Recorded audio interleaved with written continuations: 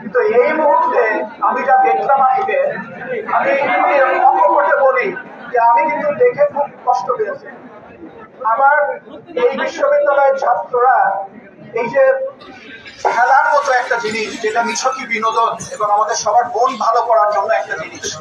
যেখান থেকে ভ্রাতৃত্ব এবং ঐক্য তৈরি হয়, সেরকম একটা জিনিসকে কেন্দ্র করে আজকে যে দৃশ্য দেখতে হলো, এটা খুব দুর্ভাগ্য।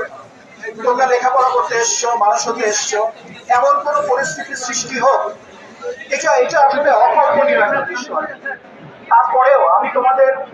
ভাই এবং বন্ধুদের কাছ থেকে যেটা শুনলাম, সেটা শুনে আমার যেটা মনে হচ্ছে যে আসলে কিভাবে এটা সূত্রপাত হলো, আমাকে সকল পক্ষের বক্তব্য নিয়ে আমাকে একটা সিদ্ধান্তে আসতে হবে। তো তোমাদের কাছে আমার একটা অনুরোধ, আজকে আমি যেই কিছু ভাঙচুর দেখলাম, লাঠি হাতে তোমরা তাড়া করছো একে অপরকে,